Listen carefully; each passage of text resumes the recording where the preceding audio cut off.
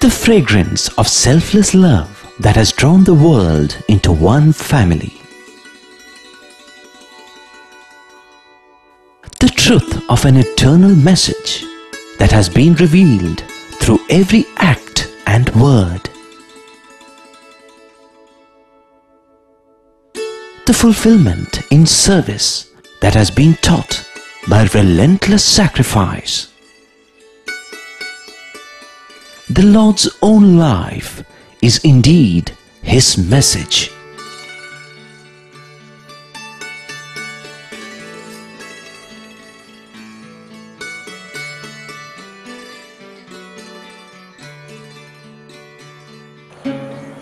Sai Ram, and welcome to the latest episode in our ongoing series entitled The Message of the Lord. As you must have noticed, this month-long series is a visual presentation intended to bring you the essence of the teachings of Bhagwan Baba. At the same time, we're also trying to offer suggestions as to how we can put those precious teachings into practice. Today, we shall consider the issue of tempering worldly knowledge with spiritual considerations. Let me start with the famous DNA molecule, which I'm sure you must have heard of. As is well known, the DNA is a molecule of life. Notice that it consists of two strands winding around each other in a helical spiral. That is why the DNA is sometimes described as a double helix. You should also note that the two helically spiraling strands are connected by what looks like steps in a staircase. You might wonder what all this has got to do with Swami's message and spirituality. That exactly is what I'm coming to. Let me start with the fact that in nature there is no such thing as a one-strand DNA. In the same way, says Swami, education is meaningless if it is confined solely to what is these days referred to as secular or worldly education. పుస్తకములు చదవటం, అందున్నటువంటి విషయాలను ఎగ్జామినేషన్లో రాయటము, pass marks తెప్పించుకోవటము, ఇతను pass అయినాడనే బిరుదును మాత్రం పొందుతున్నారు. They just limit themselves to merely going through the text, appear for the examinations, secure a pass and claim that degree thereafter. నిత్య సత్యమైనటువంటి విషయములను విద్య అంటే ఏమిటి అనేటువంటిది ఎవ్వరికీ తెలియటం లేదు. The eternal truth which is contained in the process of learning is not known to anybody. చదువులన్నీ చదివి చాలా వివేకి అయి మగిడి తన్నెరుగడు మందమతుడు. A foolish man, though an intellectual with all the acquisition of the knowledge, does not know his true self. ఎంత చదువు చదివి ఏ నీతి ఉన్నను హీనుని గుణంబు మానలేడు. One may be occupying exalted position with all high knowledge and education, but he will not give up his mean mentality and attitude. తరచి చదువ తర్కవాదమే కానీ పూర్ణ జ్ఞానం ఎప్పుడు పొందలేడు. All his knowledge helps him to be argumentative and to differ with everybody and not to acquire the totality of knowledge. ఇది ఆ విద్య. Is thus education. For education to be complete, there must be simultaneous instruction on spiritual values also, with great stress and emphasis on discipline as well as sense and mind control. అందులో ఈనాటి విద్యలన్నీ కూడాను కేవలము చెత్త విద్యలు. All the education that we acquire today is rather cheap and useless. ఈనాటి text బుక్లు అనేటువంటివి చూస్తే ఏమాత్రం కూడా సారమైనటువంటిది లేవు అక్కడ. The textbooks that we make use of do not have any essence. In other words, for education to be complete, it must comprise of both secular as well as spiritual education, both strongly intertwined and together leading to character and integrity. విద్యార్థులారా, Students, మీరు వేరుగా భావించకండి. don't విద్యార్థులైనటువంటి వారు చక్కని విద్యను అభ్యసించి ప్రపంచానికి ఈ చక్కని బోధనను అందించడానికి పూనుకోవాలి. The students should acquire the proper knowledge, proper education and set an ideal to the rest of the society. That is the way society would get honest administrators, business managers with integrity, scientists who do not play games with nature, doctors who are focused on saving lives than on becoming rich, etc. So, now you see why I brought in the DNA. Like the DNA, education too must have two strands, secular and spiritual, with mind and sense control, character development, etc., acting like the steps connecting the two. If you keep all this in mind and look at educational establishments in most parts of the world today, you would find only one side and no steps.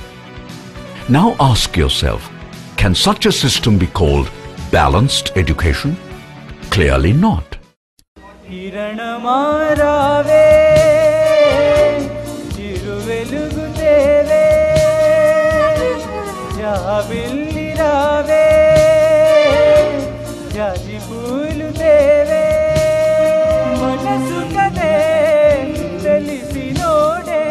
Over here in Prashanti Nilayam, every year on the 11th of January, there is a gala festival called the Annual Sports and Cultural Festival, during which the various campuses of Baba's school and colleges participate.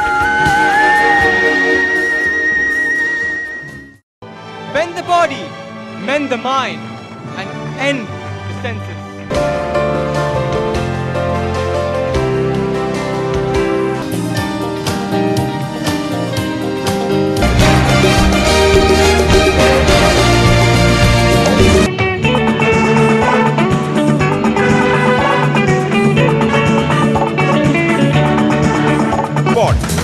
These two gymnasts touch new heights.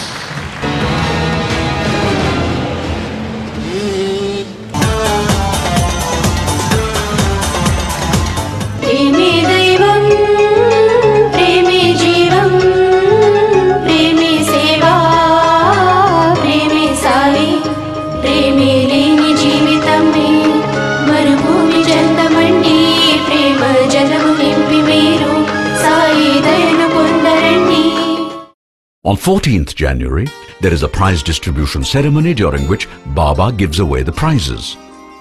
On that occasion, Swami usually gives a discourse, and many a time Baba has, during his discourse, used a special string of 4 words. They are knowledge, skill, balance, and insight. In this context, Swami often refers to many sports events where not only knowledge but also skill is very important.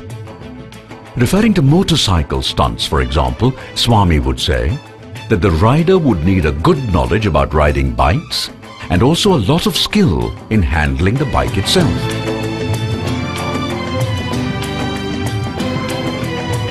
However, without balance, the performer could be in trouble. So it is in life, Baba would then add. What Baba means is that mere worldly knowledge and all kinds of professional skills associated with such knowledge are by themselves not enough in life. All these must be supplemented by spiritual balance. If that balance is lacking, then the time and money spent on acquiring education would be a complete waste. It is amazing to what extent this important point is being neglected, although it is pretty obvious that such neglect has serious consequences. Once upon a time, crime meant things like theft, assault, murder, and so on. Back then, most of these crimes were committed by poor and uneducated people.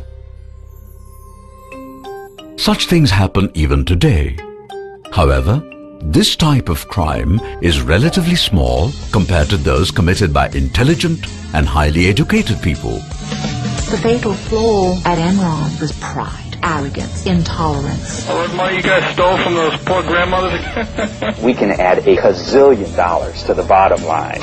All right, that sounds fantastic. Did you convert stock worth $66 million? I don't know. I netted approximately $100 million. It had taken Enron 16 years to go from about 10 billion of assets to 65 billion of assets. It took them 24 days to go bankrupt. corporate fraud, cybercrime and so on are among the crimes committed by highly educated people. Even the so-called 9/11 attack was engineered by educated people.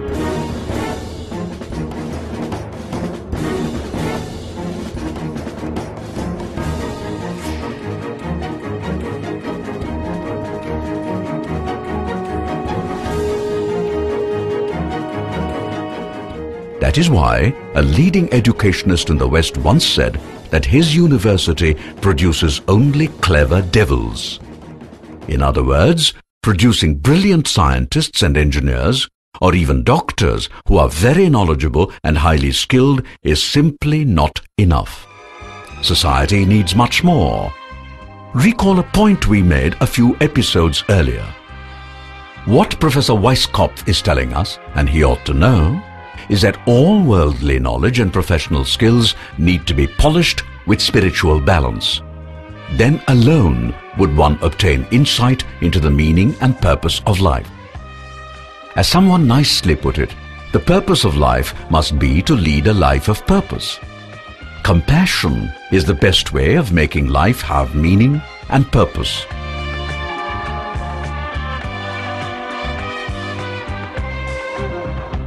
Let us now consider one specific example of how balance helps as opposed to mere knowledge and skill, which in combination generally creates only big problems. At the present time, many passionately believe that the Internet is one of the greatest blessings of modern times. In many respects, the Internet is certainly a great boon. However, there is also such a thing as excessive use as well as misuse of even a blessing. And the case of South Korea illustrates how sometimes too much of a good thing can be a curse. South Korea is one of the world's most wired countries. Nearly every home has high-speed broadband internet, and on nearly every street corner, a 24-hour cyber cafe. But all that has come at a cost. More and more teenagers and even young adults are addicted to online gaming. They are so obsessed, they forget about basic social relations and responsibilities. And one recent case sent shockwaves across Korean society. A jobless couple had continuously played 12-hour overnight sessions in an internet cafe, neglecting their 3-month-old baby. The husband, Kim Jae-byum, is 41 years old. His wife is 25. Last September, when they returned home from gaming overnight, they found their baby dead, shriveled from malnutrition. Born premature, she was fed milk twice a day, 3 times if her father woke up during the day. Police pictures show mold growing in her milk. In March, they were sentenced to 2 years in prison, but the judge suspended the mother Kim Yoon-jong's jail term as she's pregnant again. In fact, internet addiction is now officially recognized in South Korea as a mental malady. Why has such a situation come about, and how did it happen? There are many reasons. To start with, driven by the intense desire to be counted as an advanced country, young people in South Korea are being forced to become extremely competitive. This is the new global frenzy, and children in many countries, India included, are constantly told if you cannot compete fiercely, you would perish. Most children find this pressure too much and seek escape channels. Apparently, young people in South Korea find that online video games offer a very good solution. Thanks to street corner internet cafes, children and students in South Korea spend hours and hours every day playing these games to forget themselves.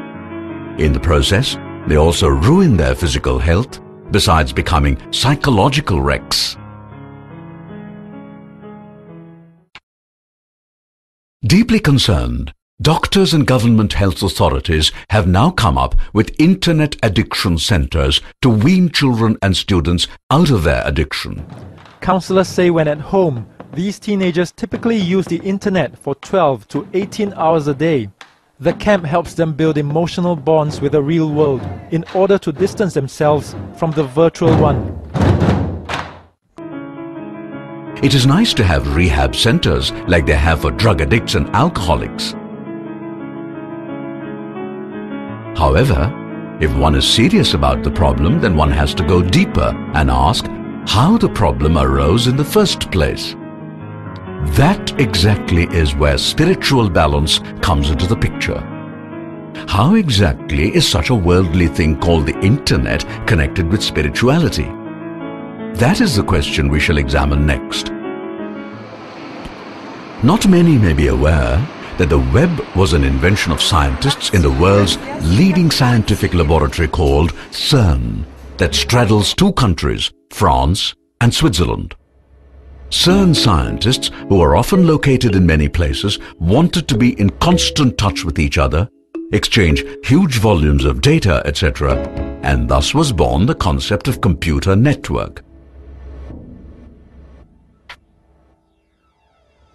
In other words, scientists figured out a way of not only interlinking computers in different places, rather like telephones are, but also exchanging information, data, pictures, offering links to common databases, etc. That, in brief, was how the web concept came into existence. Soon it went from the lab to educational establishments, and in no time at all, it was in the marketplace, allowing people to do all sorts of things across the world. And that was how the World Wide Web became a global necessity. In no time at all, the floodgates were literally opened, and everything from online shopping to online betting became possible. With all this came all sorts of undesirable things also, including, of course, undesirable video online games, which promptly got many young people totally hooked. Social networking, which everyone thinks is a great blessing, has also led to young people not only wasting a lot of time, but unnecessarily telling everyone all sorts of things about them not exactly required, we would say. That's what happens when knowledge and skill begin to dominate unchecked. You may ask, okay, but what kind of balance is needed to set matters right? Well, let us go back to Swami's teachings. In particular, what he has to say about the purpose of life. Remember that? Swami says that life is given to us so that we make it a journey back to God. In short, from God we come, and to God we must return. Now, Swami is not asking us all to become recluses. Not at all. In fact, he wants us to be fully immersed in life, but with a God focus. Now, if one were to spend 10 to 12 hours a day at a computer doing not work or study, but just wasting time, is it good for the body? What about the time spent? Is that not a waste? Does not Swami say, do not waste time, for time waste is life waste? What about energy? Does not Swami also say, energy is God, do not waste energy? Does not internet use consume energy? So, balance means being in the world, but retaining at the same time our sense of purpose. It is by way of stressing this that Baba sometimes tells us, hands in society, but head in the forest. A simple way of achieving this would be to not only stick to moral principles in whatever we do, but also dedicate whatever we do to God, in the full belief that our actions are being performed entirely for God's pleasure. Surely, when a kid plays video games for hours and hours, the kid is not doing so for God's pleasure, is it? What happened to the parents? Don't they understand what's happening? Why did they not intervene? What happened to teachers? Why did they not advise the students? Why, for that matter, was society allowing things to go out of hand? Well, it looks like everybody was lacking balance, which is not surprising, since how many people think of God regularly?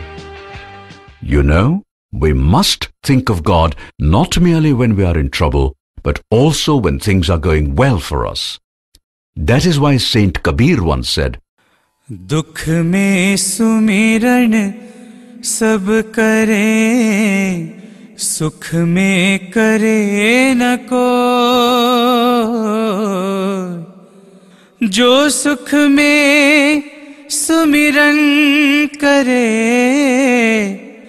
दुख काहे को होय। कबीरा दुख काहे को होय। That was beautiful, was it not? So you see, God focus is most important because in life's journey, it is like a compass.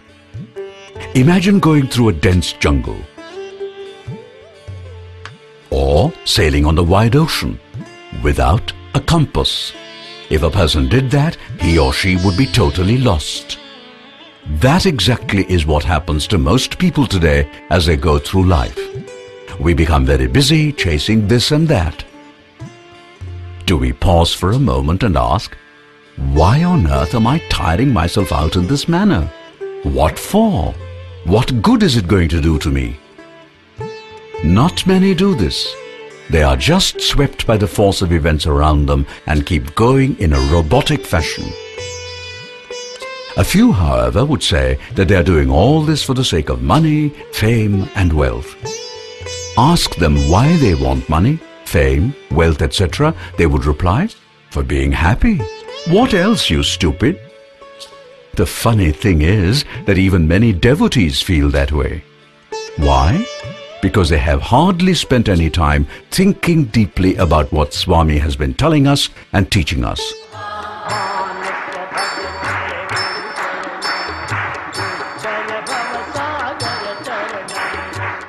Remember the very first message Swami gave to humanity way back in October 1940?